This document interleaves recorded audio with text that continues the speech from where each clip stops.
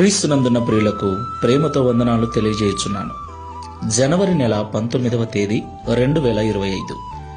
ఈరోజు దావీదు గారి ద్వారా దేవుడు మనకు చేస్తున్న వాగ్దానం ఏమిటనగా, కీర్తనల గ్రంథము 10వ కీర్తన 17వ చరణం. యెహోవా, లోకులు ఇకను భయకారకులు కాకుండానట్లు బాధపడు వారి కోరికను నీవు వినియున్నావు. ఆమెన్. నా ప్రియమైన సహోదరి సహోదరులారా, మనం ఆరాధించేటువంటి దేవుడు కరుణా సంపన్నుడు, దయగలిగిన వాడు, కనికరము గల దేవుడు. ఈ లోకంలో దిక్కులేని వారి ఎడల, బాధపరచబడు వారి ఎడల, త్రోసివేయబడు వారి ఎడల, వెలివేయబడిన వారి ఎడల కనికరము చూపే దేవుడై ఉన్నాడు. ఈ మాటలు వింటున్న ప్రియ సహోదరి సహోదరుడా, లోకులు నిన్ను బాధ పెడుతున్నారా? లోకమును చూసినప్పుడు నీకు భయం కలుగుతుందా? దేవుడు నీతోనే మాట్లాడుతున్నాడు.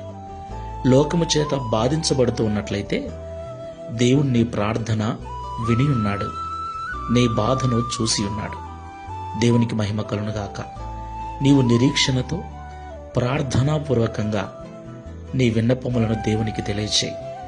నన్నెవరు చూడట్లేదు, నా బాధను ఎవరు పట్టించుకోవట్లేదని నువ్వు అనుకోవద్దు.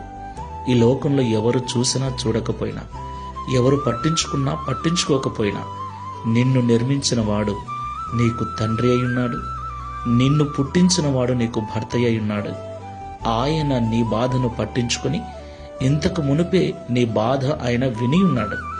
నువ్వు బాధ నుండి విడిపించమని ఆయన సన్నిధిలో పెట్టిన మొరను, నీ కోరికను ఆయన విని ఉన్నాడు. ధైర్యంగా ఉండు. ఇక ఎవరూ నిన్ను భయపెట్టరు.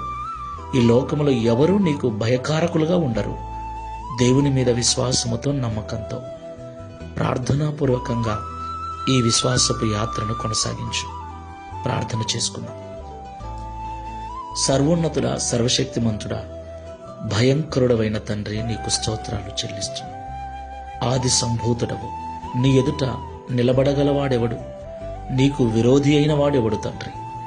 ప్రభువా, నీ పిల్లలమైన మాకును ఈ లోకంలో విరోధంగా నిలబడు వారు ఎవరూ లేరు.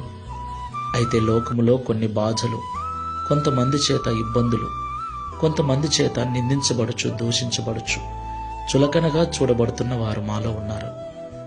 ఆ బాధను తట్టుకోలేక, భరించలేక నీకు మొరపెడుతూ ఉండగా, వారి మొరను, వారి కోరికను వినియున్నానని ఈరోజు మాతో మాట్లాడినందుకు స్తోత్రాలు. నిరీక్షణ అనుగ్రహించండి. శుభప్రదమైన నిరీక్షణతో ప్రార్థనాపూర్వకంగా గడుపుటకు సహాయం చేయండి.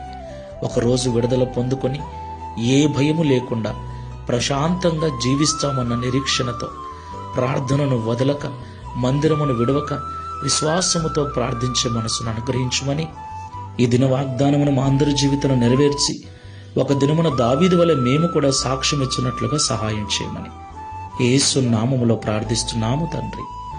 Amen. Praise the Lord. God bless you.